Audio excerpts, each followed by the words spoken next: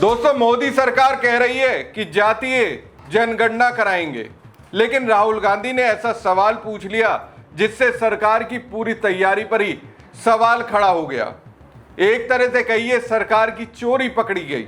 अब सवाल राहुल गांधी कुछ इस तरह से कर रहे हैं, सरकार को चक्कर आ रहे हैं। तो आखिर मोदी सरकार की प्रश्नावली में ऐसा क्या है जिस पर राहुल गांधी ने बड़ा सवाल खड़ा कर दिया? क्या सरकार जातीय जनगणना के नाम पर जल्दबाजी कर रही है? और क्या राहुल गांधी की चेतावनी को नजरअंदाज करना बाद में मोदी सरकार की सबसे बड़ी भूल साबित हो सकती है? नमस्कार दोस्तों, मैं हूं परवीन सानी। दोस्तों, जातीय जनगणना को लेकर देश में लंबे समय से बहस चल रही है। विपक्ष लगातार कह रहा है कि देश में किस जाति की कितनी आबादी है ये पता होना चाहिए, लेकिन अब कांग्रेस ने एक कदम आगे बढ़ाकर नरेंद्र मोदी सरकार से एक बड़ा सवाल पूछा है। कांग्रेस का कहना है कि सिर्फ जातीय जनगणना कराने का ऐलान कर देना काफी नहीं है। असली सवाल यह है कि जाति पूछी कैसे जा रही है, सवाल क्या है, जवाब किस तरह दर्ज किया जाएगा और बाद में उस जवाब को किस तरह जोड़ा जाएगा। कांग्रेस अध्यक्ष मल्लिकार्जुन खड़गे और लोकसभा में विपक्ष के नेता राहुल गांधी ने प्रधानमंत्री नरेंद्र मोदी को पत्र लिखकर मौजूदा प्रश्नावली पर सवाल उठाए। दोनों नेताओं का कहना है कि अगर जाति का सवाल ही सही तरीके से नहीं पूछा गया तो फिर पूरी जातीय जनगणना का नतीजा गड़बड़ हो सकता है।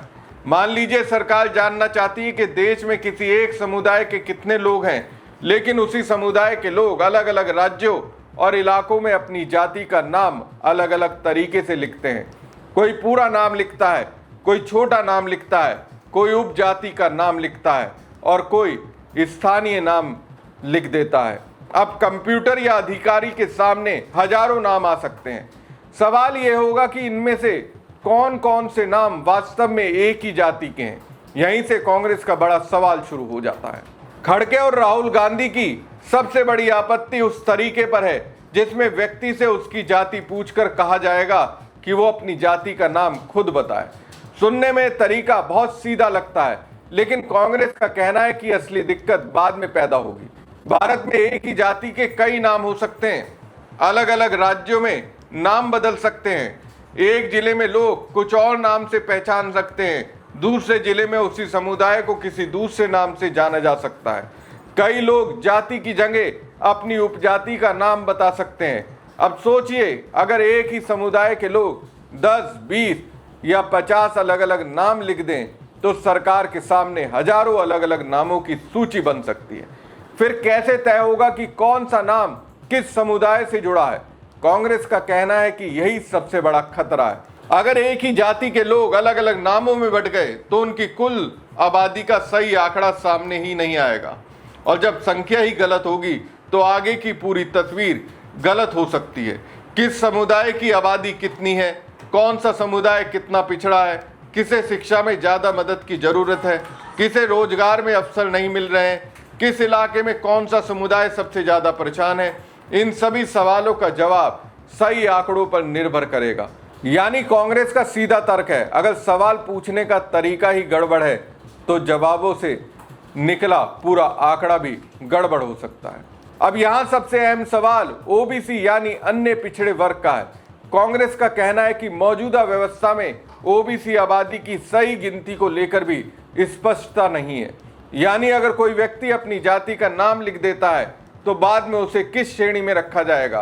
क्या वो ओबीसी है, अति पिछड़ा है, किसी दूसरी पिछड़ी श्रेणी में आता है, या अलग अलग राज्यों की सूची में उसका दर्जा अलग है? भारत में ये मामला आसान नहीं है। कई जातियों की पहचान और उनका सरकारी दर्जा राज्य के हिसाब से अलग अलग हो सकता है। ऐसे में सिर्फ नाम लिख लेने से पूरा काम खत्म नहीं हो जाता। कांग्रेस का कहना है कि अगर सरकार के पास साफ और व्यवस्थित तरीका नहीं होगा तो देश में ओबीसी की वास्तविक आबादी का सही आंकड़ा सामने नहीं आएगा, और यही आंकड़ा आगे चलकर सामाजिक न्याय की नीतियों में अहम हो सकता है। कांग्रेस बार बार ये बात कह रही है कि जातीय जनगणना सिर्फ जानने के लिए नहीं है कि किस जाति के कितने लोग हैं। इसका संबंध शिक्षा से है, रोजगार से है, सरकारी योजनाओं से है, प्रतिनिधित्व से है और सबसे बड़ी बात सामाजिक न्याय से है। अगर किसी समुदाय की संख्या कम दर्ज हो गई या उसके लोगों को अलग अलग नामों में बांट दिया गया तो उसकी असली स्थिति सामने नहीं आएगी। इसलिए कांग्रेस का कहना है कि गलत या अधूरा डेटा उस समुदाय के लिए नुकसानदेह हो सकता है जिनके लिए ये पूरी कवायद की जा रही है। तो फिर कांग्रेस का सुझाव क्या है? खड़गे और राहुल गांधी का कहना है कि सरकार को जाति पूछने के लिए पहले से एक व्यवस्थित सूची तैयार करनी चाहिए। इसे ऐसे समझिए जैसे किसी फॉर्म में नाम चुनने के लिए पहले से विकल्प दिए होते हैं। मसलन आपसे पूछा जाए कि आप किस राज्य से हैं तो हर कोई अपनी मर्जी से कुछ भी नहीं लिखता। सामने राज्यों की सूची हो सकती है और आप उसमें से अपना राज्य चुन लेते हैं। कांग्रेस जाति के मामले में भी कुछ ऐसा ही तरीका चाहती है। उसका कहना है कि पहले उपलब्ध सरकारी रिकॉर्ड और जातियों से जुड़ी सूचनाओं के आधार पर एक सूची तैयार की जा सकती है। फिर लोगों को अपनी जाति की पहचान दर्ज करने में आसानी होगी और एक ही जाति के दर्जनों अलग अलग नाम बनने की संभावनाएं कम होंगी। कांग्रेस ने यह भी कहा कि अनुसूचित जाति यानी एससी और अनुसूचित जनजाति यानी एसटी के मामले में पहले से तय सूचियों का इस्तेमाल होता है। उसी तरह बाकी जातियों के लिए भी एक व्यवस्थित सूची तैयार करने पर विचार किया जा सकता है। इससे फायदा क्या होगा? पहला, एक ही जाति के अलग अलग नामों को समझने में आसानी होगी। दूसरा, डेटा को बाद में जोड़ना आसान होगा। तीसरा, किसी समुदाय की संख्या गलत तरीके से बंटने का खतरा कम होगा। और चौथा, सरकार के पास ज़्यादा साफ और उपयोगी आंकड़े आ सकते हैं। कांग्रेस ने इस मामले में बिहार और तेलंगाना का उदाहरण भी दिया। खड़गे और राहुल गांधी ने प्रधानमंत्री को लिखे अपने पत्र के साथ तेलंगाना में हुए जातीय सर्वे और बिहार में हुए जातीय सर्वे की जाति सूचियों का जिक्र किया। कांग्रेस का कहना है कि इन राज्यों के अनुभव से राष्ट्रीय स्तर पर होने वाली जातीय जनगणना को सही तरीके से सीखा जा सकता है। यानी कांग्रेस ये नहीं कह रही कि जातीय जनगणना ही नहीं होनी चाहिए, बल्कि कांग्रेस का कहना है कि जातीय जनगणना सही तरीके से होनी चाहिए। यही दोनों बातों में सबसे बड़ा अंतर है। एक तरफ सरकार कह रही है कि हम जातीय जनगणना कराएंगे, दूसरी तरफ विपक्ष पूछ रहा है कि ठीक है मगर कराएंगे कैसे? सवाल क्या होगा? जवाब कैसे दर्ज होंगे? एक ही जाति के अलग अलग नामों को कैसे जोड़ा जाएगा?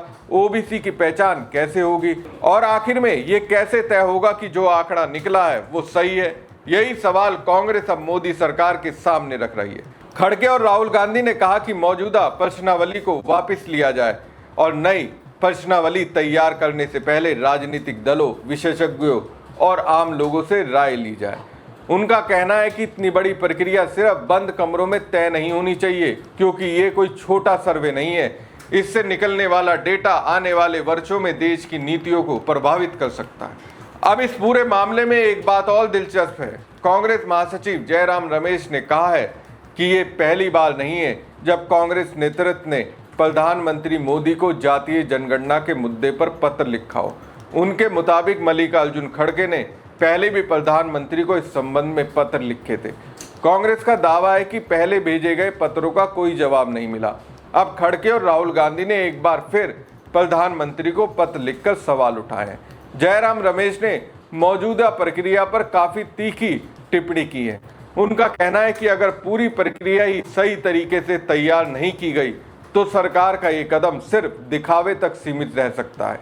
यानी कांग्रेस का आरोप है कि सरकार जातीय जनगणना का नाम तो ले रही है, लेकिन जिस तरीके से इसे किया जा रहा है उससे सही नतीजा आने पर सवाल खड़े हो सकते हैं। कांग्रेस के मुताबिक प्रश्नावली में जाति से जुड़ा सवाल एक अहम सवाल होगा, इसलिए उसे सबसे ज्यादा सावधानी से तैयार किया जाना चाहिए। यहाँ बात सिर्फ एक कॉलम भरने की नहीं है, असल चुनौती उस कॉलम के बाद शुरू होगी। मान लीजिए देश भर से करोड़ों लोग अपनी अपनी जाति के नाम लिखते हैं। उसके बाद उन नामों को समझना, उन्हें सही श्रेणी में रखना और ये तय करना कि कौन से नाम एक ही समुदाय से जुड़े हैं, ये बहुत बड़ा काम होगा। अगर शुरुआत में ही व्यवस्था साफ नहीं होगी तो बाद में गलती सुधारना और भी मुश्किल हो सकता है। दोस्तों, जातीय जनगणना पिछले कुछ वर्षों में देश की राजनीति का बड़ा मुद्दा बन चुकी है। राहुल गांधी लगातार ये सवाल उठाते रहे कि देश में किस वर्ग और समुदाय की कितनी हिस्सेदारी है। इसका सही आंकड़ा सामने आना चाहिए। विपक्ष का तर्क है कि जब तक सही संख्या पता नहीं होगी तब तक ये तय करना मुश्किल होगा कि किस समुदाय को कितना प्रतिनिधित्व मिला है और किसे कितना अवसर मिल रहा है। दूसरी तरफ सरकार के सामने अब ये चुनौती है कि अगर जातीय जनगणना कराई जा रही है तो उसकी प्रक्रिया पर भरोसा भी बने, क्योंकि आंकड़ों पर अगर शुरुआत से सवाल उठ गए तो बाद में रिपोर्ट आने के बाद भी विवाद खत्म नहीं होगा। मान लीजिए रिपोर्ट कहती है कि किसी समुदाय की आबादी इतनी है, तुरंत सवाल उठ सकता है कि यह आंकड़ा निकला कैसे? क्या सभी उपजातियों को जोड़ा गया? क्या एक ही जाति के अलग अलग स्थानीय नामों को सही तरीके से मिलाया गया? क्या किसी समुदाय के लोग गलती से अलग अलग समूहों में चले गए? और सबसे अहम सवाल, क्या ओबीसी की वास्तविक संख्या सही तरीके से सामने आई? यही वजह है कि कांग्रेस अब सिर्फ जातीय जनगणना की मांग नहीं कर रही, बल्कि उसकी प्रश्नावली और तरीके पर भी बहस चाहती है। दोस्तों, इस पूरे मामले का सबसे आसान निष्कर्ष यही है कि कांग्रेस एक सवाल पूछ रही है। जातीय जनगणना होगी, लेकिन होगी कितनी सही? कांग्रेस का कहना है कि व्यक्ति से उसकी जाति का नाम खुला छोड़कर पूछना बाद में बड़ी गड़बड़ी पैदा कर सकता है। सरकार के सामने चुनौती यह है कि इतने बड़े और अलग अलग नामों वाले देश में जातियों का डेटा किस तरह इकट्ठा किया जाए ताकि अंतिम आंकड़े भरोसेमंद हो। खड़गे और राहुल गांधी चाहते हैं कि मौजूदा प्रश्नावली वापस ली जाए, नई प्रश्नावली बनाई जाए, विशेषज्ञों से बात की जाए, राजनीतिक दलों से राय ली जाए, आम लोगों की बात सुनी जाए और जरूरत पड़े तो बिहार और तेलंगाना जैसे राज्यों के अनुभव से भी सीखा जाए। क्योंकि जातीय जनगणना का मतलब सिर्फ एक रिपोर्ट तैयार करना नहीं है। अगर आंकड़े सही है तो सरकार को ये समझने में मदद मिल सकती है कि देश के अलग अलग समुदायों की सामाजिक और आर्थिक स्थिति क्या है। लेकिन अगर आंकड़े ही अधूरे या गलत हुए तो उन्हीं आंकड़ों के आधार पर बनाई जाने वाली नीतियों पर भी सवाल खड़े हो सकते हैं। अब सबसे बड़ा सवाल प्रधानमंत्री नरेंद्र मोदी और केंद्र सरकार के सामने है। क्या सरकार कांग्रेस की इस आपत्ति को खारिज करेगी? क्या मौजूदा प्रश्नावली में बदलाव होगा? क्या नई प्रश्नावली बनाने से पहले व्यापक सलाह ली जाएगी, या फिर सरकार इसी तरीके से जातीय जनगणना की प्रक्रिया को आगे बढ़ाएगी? फिलहाल कांग्रेस ने अपना विरोध साफ कर दिया और अब ये बहस सिर्फ जातीय जनगणना कराने या ना कराने की नहीं रह गई है। बहस अब इस बात की है कि देश की इतनी बड़ी जातीय जनगणना का सवाल कैसे पूछा जाए, जवाब कैसे दर्ज हो और आखिर में निकला आंकड़ा कितना भरोसेमंद हो। सबसे बड़ा सवाल, अगर गिनती इतनी अहम है तो गिनती का तरीका सही होना कितना जरूरी है? आपको क्या लगता है? कमेंट बॉक्स में कमेंट करके जरूर बताएं। साथ ही पेज को लाइक और खबर को ज़्यादा से ज़्यादा शेयर कीजिएगा। धन्यवाद।